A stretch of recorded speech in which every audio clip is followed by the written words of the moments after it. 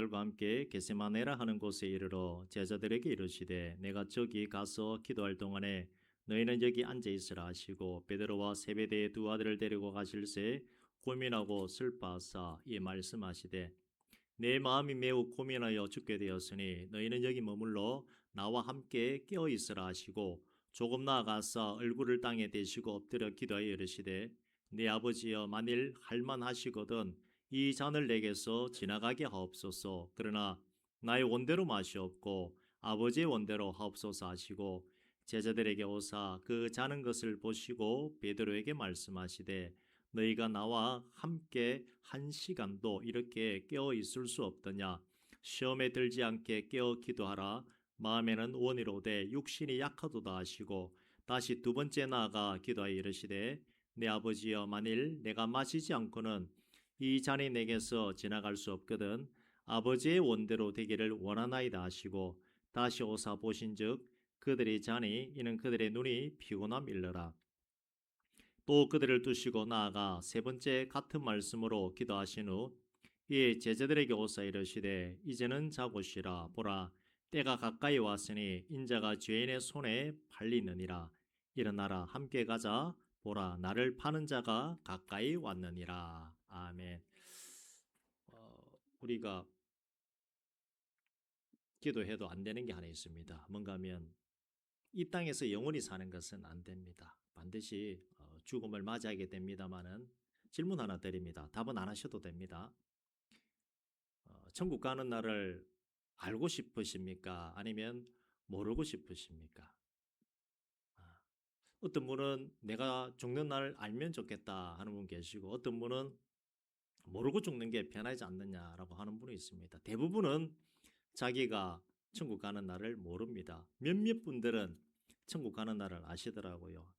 수십 년 전에 한 5, 6년 전에 대구의 원로 목사님, 큰 교회에서 담임하셨던 목사님이 갑자기 후배 목사님들 수십 명을 불렀습니다. 불러가지고 왜 부르는가 보니까 이제 내가 죽을 날이 다 되었다 하며 수백 건 수천 권의 책을 후배들에게 물려주고 그리고 내가 유언을 하겠노라고 말씀하신 겁니다.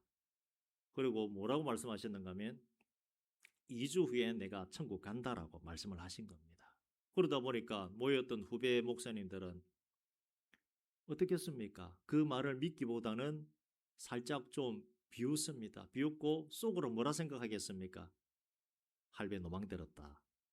자기가 가는 날을 어떻게 알겠느냐. 그런데 목사님이 마지막에 진심을 토하면서 말씀을 하시는 겁니다. 나는 이제 하나님께서 불렀다. 정확히 언제인지 언제 죽는지 날짜까지 내가 다 받았다. 내가 가지만 당신들은 생명 바쳐 목회하고 나의 길을 뒤를 따라오라. 그리고 내 책을 당신들에게 주고 갈 테니 필요한 책 있으면 열심히 보고 또 목회에 정진하도록 하여라 하면서 말씀을 마쳤습니다. 그리고 말씀하신 그날에 천국 가셨습니다.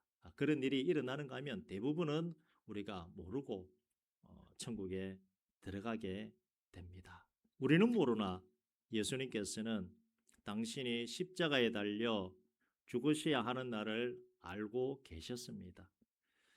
사람의 육신을 입고 이 땅에 오신 예수님은 이 땅에 오실 때부터 하셔야 될 일이 십자가에서 돌아가시는 일, 그 일 때문에 이 땅에 오셨습니다.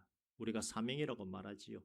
제자를 세우는 일, 또 전도하는 일도 중요하지만 제일 중요한 일은 십자가에 반드시 달려 죽으셔야 하는 것이고 죽는 것으로 끝나지 아니하고 또 뭐까지 해야 됩니까? 부활하는 것까지 사명입니다. 그리고 부활로서 끝나지 아니하고 그 일을 어떻게 해야 됩니까? 반드시 하늘로 올라가야 됩니다. 십자가에서 죽는 일이 절대 막혀서는 안 됩니다. 전 우주에 과거에 일어났던 일 그리고 지금 일어나는 일 앞으로 일어날 일들 중에서 제일 중요한 일이 뭔가 하면 바로 십자가에서 예수 그리스도가 반드시 죽으셔야 한다는 그 사건입니다. 예수님이 십자가에 달려 죽으시는 일은 성부 하나님의 계획입니다. 그래서 피할 수도 없는 것이고 피해서도 안 되는 일이 예수님이 우리를 위해 고난 받으시는 것과 함께 십자가에서의 죽으심입니다. 오늘 읽었던 본문 앞절에 31절의 말씀에 이렇게 말합니다. 오늘 밤에 너희가 다 나를 버릴 것이다 말씀하셨는데 이것도 하나님의 계획하심입니다. 이 예수님의 말씀에 베드로는 부인을 합니다. 주여, 우리는 결코 주를 버리지 않을 것입니다. 저는 절대 예수님을 버리지 않을 것입니다 라고 맹세에 맹세를 하지만 아시다시피 베드로는 자기의 맹세와는 관계없이 예수님을 모른다고 부인하게 됩니다. 베드로가 예수님을 부인하지 않겠다는 말을 한 것처럼 다른 제자들도 예수님을 부인치 않겠습니다 라고 말했으나 결국에는 예수님께서 말하신 대로 모두가 예수님을 부인합니다. 예수님은 제자들과 함께 겟세마네에 도착해서 제자들을 두고 베드로와 세베대의 두 아들만 두고서 기도하러 가십니다. 예수님은 몸소 기도함을 보여주심으로 우리에게 기도의 본을 보여주셨고 특히 이날은 십자가에 달리실 그 날이 다가오는 중요한 날이기에 하나님 앞에 기도를 하시는 것입니다. 베드로, 야고보, 요한 이 세 제자를 데리고 예수님은 겟세마네라고 하는 곳에 기도하러 가셨습니다. 이 세 명의 제자들은 최초의 제자들이고 변화산에서 예수님의 영광스러운 모습을 직접 목도한 제자들입니다. 세 명의 제자들은 십자가에 달리시기 전에 예수님의 고뇌와 고통을 직접 목격하는 증인의 부르심을 받은 사명이 있는 자들입니다. 38절에 말하기를 내 마음이 매우 고민하여 죽게 되었으니 너희는 여기 머물러 나와 함께 깨어 있으라 이렇게 말씀을 하셨는데 하나님은 영이십니다. 영으로 계시던 예수님은 육체의 고통을 느끼지 못하지만 영이신 하나님이 누구의 몸을 입고 이 땅에 오셨습니까? 우리 인간의 몸을 입고 이 땅에 오셨기 때문에 십자가에서 달리는 고통, 그 감각을 아시다는 겁니다. 그리고 그 이전에 고난받는 것이 어떤 고통인지 다 알고 계십니다. 예수님은 신성과 인성이 100대 100인, 퍼센테이지로 하면 100대 100인 하나님입니다. 우리와 같은 육신을 가지고 계시기 때문에 고통을 다 알고 있으시고 우리가 느끼는 고통을 느끼시는 것입니다. 육신을 입고 이 땅에 오셨지만 죄와는 전혀 관계가 없으신 완전한 하나님이 예수님이심을 믿으시길 바랍니다. 우리의 죄를 위하여 화목 제물, 하나님과 인류와의 끊어진 불화한 그 관계를 회복해야 하기 위한 화목 제물 되기 위해 사람의 몸을 입고 이 땅에 오신 예수님의 그 인간적인 고뇌의 모습을 오늘 우리는 보고 있는 것입니다. 내 아버지여, 만일 할만하시거든 이 잔을 내게서 지나가게 하옵소서. 그러나 나의 원대로 마시옵고 아버지의 원대로 하옵소서라고 하는 이 기도를 하십니다. 기도를 마치시고 제자들에게 오니 제자들은 자고 있습니다. 그리고 베드로에게 말씀합니다. 이렇게 말씀하시죠. 너희가 나와 함께 한 시간도 이렇게 깨어 기도할 수 없더냐? 깨어 있을 수 없더냐? 시험에 들지 않게 깨어 기도하라. 마음에는 원이로되 육신이 약하도다 하는 말씀을 하십니다. 지금 예수님은 죽느냐 사느냐 내가 이것을 어떻게 피할 수 있느냐는 죽을 고민에 빠져 있는데 제자라고 자처하며 따라온 사람들은 주님을 우리가 부인치 않겠습니다 라고 그렇게 다짐하지만 어떻습니까? 입에서 나오는 말뿐이고 육신의 잠의 욕구를 이기지 못하고 잠을 자고 있습니다.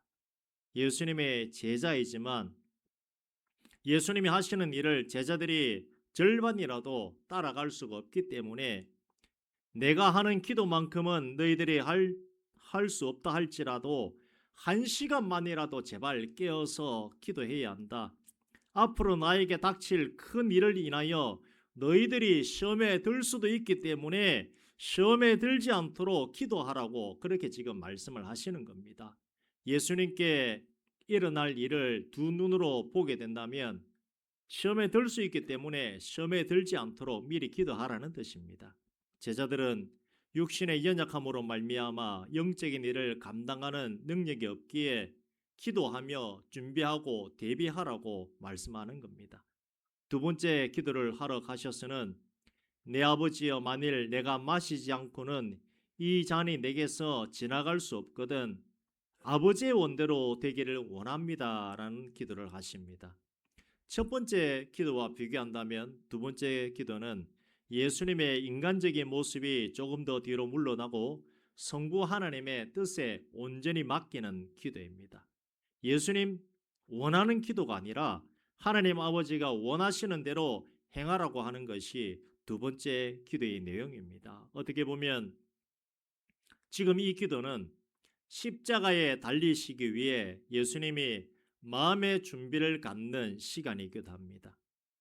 질문 하나 드려봅니다. 세상에서 예수님 말고 자기가 죽어서 사람 살리는 신이 있다는 얘기를 들어보셨습니까?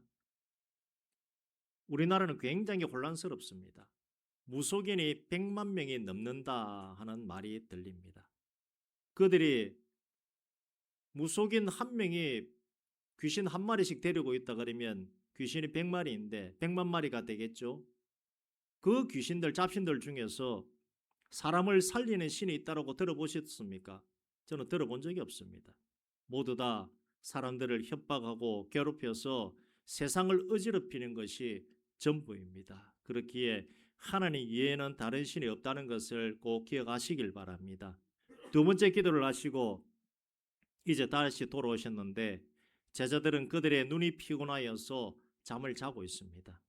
기도하지 않느냐, 왜 자느냐 하는 말씀은 하지 않으시고 제자들을 두시고 세 번째 이제 기도하러 가시는데 44절 후반부에 보면 같은 말씀으로 기도하셨다고 합니다.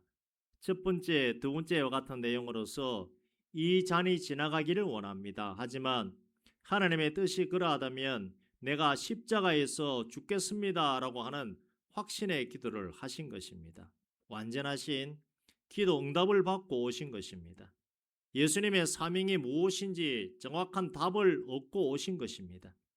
내가 어떤 일을 해야 하는지 잘 알기에 그냥 십자가에 달리면 된다라고 하신 것 아닙니다. 철저하게 하나님께 물어보고 또 물어보고 세 번을 묻고 당신의 사명에 대한 확신을 가지시고 겟세마네에서의 기도를 정리합니다. 이게 기도라고 하는 것입니다. 앞으로 일어날 일들을 다 알고 계시지만 하나님의 온전한 사역을 이루기 전에 미리 기도하면서 하나님의 뜻을 다시금 확인하고 모든 준비를 마치는 것입니다. 기도하지 않고서는 일하지 않으시는 모습을 우리에게 보이시는 것입니다. 겟세마네 기도는 고민하고 슬퍼하는 기도이지만 확신으로 바뀌어지는 기도입니다. 우리에게 기도의 본을 보여주심은 모든 일에 기도해야 하지만 특히 특별한 일에는 반드시 기도가 필요함을 알려주시는 내용입니다. 이제는 자고 쉬라. 보라 때가 가까이 왔으니 인자가 죄인의 손에 팔리느니라. 일어나라 함께 가자. 보라 나를 파는 자가 가까이 왔느니라 하는 말씀을 하십니다. 이제 기도할 때는 지나갔고 죄인의 손에 팔려야 할 그 때가 되었다는 그 말씀입니다. 예수를 팔리게 되는 가룟 유다가 가까이 왔다는 말입니다. 부인하려고 해도 이 세상의 모든 것은 성부 하나님의 계획하심 따라서 진행되게 되어 있습니다. 어느 누구라도 부인할 수 없고 피할 수 없습니다. 예수님도 부인할 수 없고 피할 수 없고 피해서도 안 되는 내용입니다. 하나님의 계획과 섭리하심과 인생들을 사랑하시는 그 계획을 아시기에 예수님은 십자가의 순종의 길을 걸어가는 것입니다. 기도 없이는 아무것도 안 됩니다. 기도해야 하는 이유를 여러분들은 다 알고 있습니다. 하나님이 다 알고 계시고 하나님이 다 하시지 않습니까? 라고 하는 그 말씀을 하시는 분이 계시는데 얼핏 들어보면 하나님께 다 맡기기 때문에 믿음이 좋은 듯 보입니다만은 잘못하면 그런 분들은 게으른 신앙에 빠지게 되고 나중에는 어떻게 되느냐면 하나님을 원망합니다. 내가 하나님을 믿는데 왜 아무것도 바뀐 것이 없습니까? 라고 하는 그런 신앙이 되기가 쉽다는 것입니다. 반드시 기도가 필요합니다. 예수님처럼 십자가에 달려야 하는 것에 대한 것은 정해진 것이고 피해서는 안 되는 것입니다. 우리는 앞날을 놓고 기도할 때 피할 길을 달라고 기도하고 살 길을 찾기 위해 기도해야 하는 것입니다. 모든 것에는 때가 있습니다. 내가 이전에 이렇게 할 걸, 저렇게 할 걸, 이 말을 한다는 것은 무엇을 놓쳤다는 겁니까? 때를 놓쳤다는 겁니다. 기도도 때가 있습니다. 대학 가야 할 자녀가 있는 가정은 어떻습니까? 대학 가기 전에 수능시험 잘 치도록 공부 열심히 하고 부모님이 기도로서 돕고 본인도 주일 예배 빠져야 됩니까? 열심히 해야 됩니까? 시험 다가올수록 주일 예배 더 잘해야 됩니다.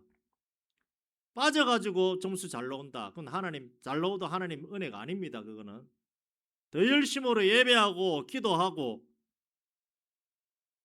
그래야 되는데 수능 끝났는데 열심히 공부하겠습니다. 열심히 기도한다는 것은 때를 놓친 것입니다.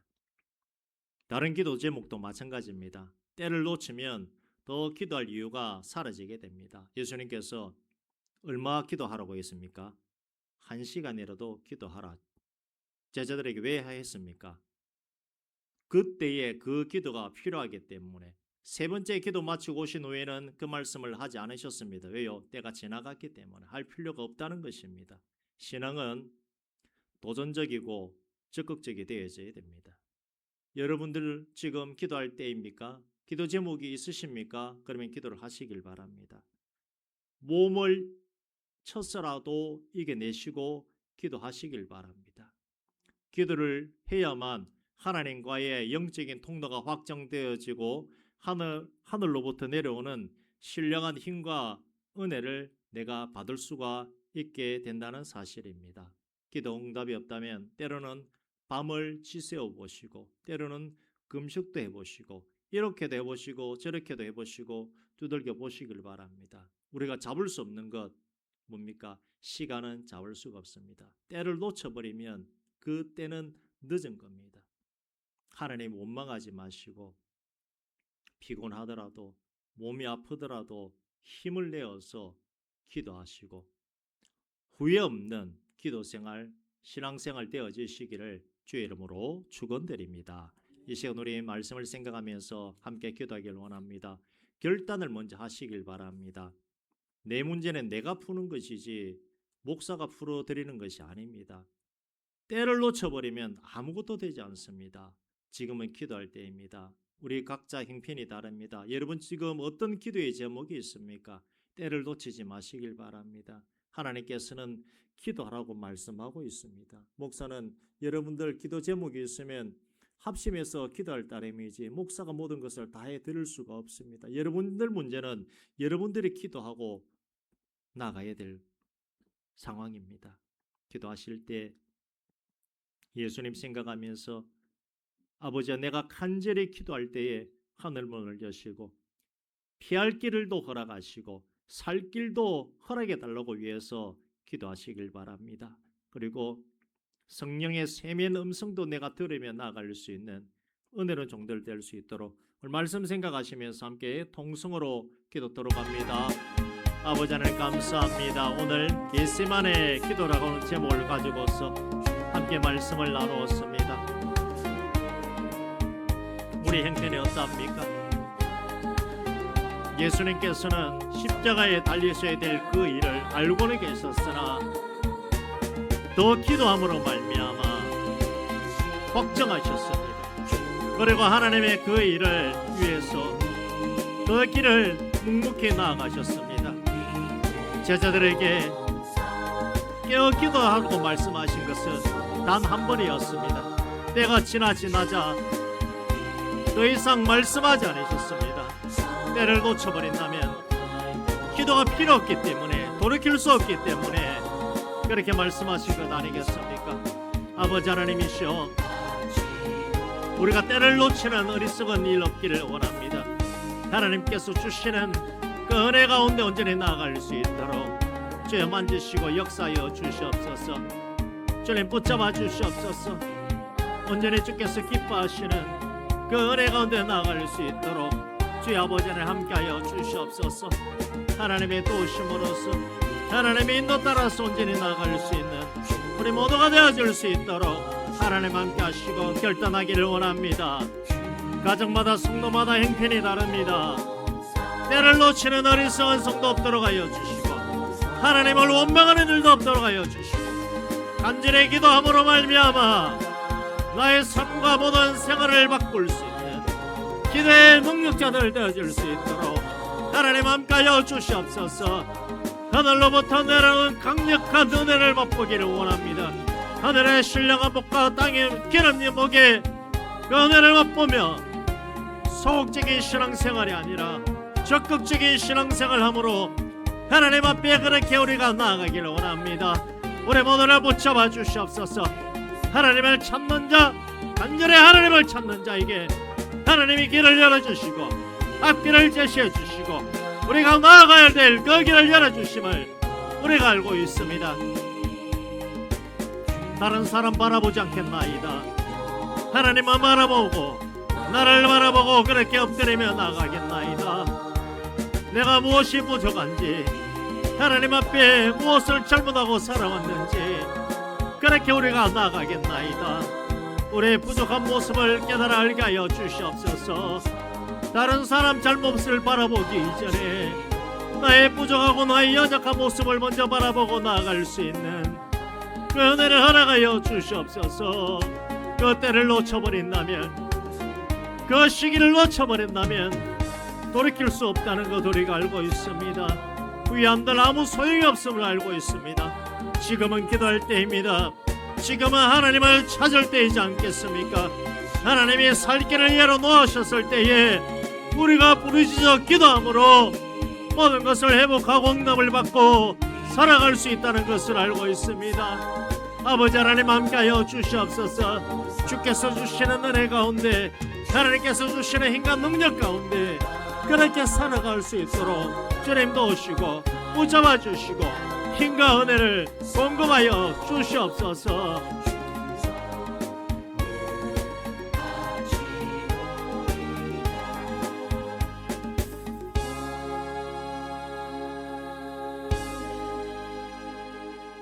하나님 감사합니다. 오늘 겟세마네 기도라고 하는 제목을 가지고서 함께 말씀을 나누었습니다. 반드시 십자가에 달려서 죽으셔야만 하고 부활하셔야만 하고 하늘로 올라가셔야 되는 것이 예수님의 사명이고 그 사명은 피해서도 안 되고 도망쳐서도 안 되는 사명임을 우리가 알고 있습니다. 그래도 예수님께서는 하나님께 또 기도하고 또 기도하고 기도하였고 제자들에게 말씀하시기를 너희가 시험에 들지 않게 한 시간만이라도 껴 기도해야 된다고 말씀하셨으나 때가 지나고 나자 더 이상 기도해야 된다고 말씀하지 않으셨습니다. 때가 지나고 나면 아무 필요가 없기 때문에 말씀하지 않으신 것 아니겠습니까? 우리는 지금 기도해야 될 때임을 알고 있습니다. 가정마다 개인마다 기도의 제목이 다르고 형편이 다릅니다마는 기도하지 않고서 어떻게 바꿀 수가 있겠습니까? 하나님이 다 하신다고 하는 것은 말로서는 거룩한 듯 보이고 신앙이 좋은 듯 보이나 그것은 신앙이 아니라 무능입니다. 힘이 없는 성도의 자기 푸념일 뿐입니다. 하나님 앞에 우리가 간절히 나아가서 부르짖어 외치며 이 위기를 극복하고 살 길을 찾아 나서는 은혜의 종들 될 수 있도록 하나님 함께하여 주시옵소서. 예수님께서는 정말 땀방울이 핏방울이 되도록 기도하셨습니다. 우리는 너무 편안한 신앙생활을 하고 있는 것은 아닌지 모르겠습니다. 하나님 아들도 땀방울이 핏방울이 되도록 기도하셨는데 우리는 조금만 힘이 들어도 조금만 배가 고파도 연약한 육신을 탓하며 기도의 자리에 나아가지 못하는 이 어리석은 우리 붙잡아 주시고 하나님께서 회개의 영도 허락하시고 기도의 영도 허락하여 주시사 모두가 기도의 자리에 나아가 하나님의 선한 인도 따라서 나아갈 수 있는 은혜의 종들로서 그렇게 삼아 주시옵소서. 감사의 예물 드린 손길 있습니다. 김영춘 집사님, 김혜리 집사님, 김기업 권사님 위에 아버지 하나님 축복하시고 더 감사가 넘치는 믿음의 가정 되어줄 수 있도록 하나님 역사하여 주시옵소서. 우리 예배를 받으심을 감사하며 걸어가신 우리 구주 예수 그리스도 이름 받들어 축복하며 기도드리옵나이다. 아멘.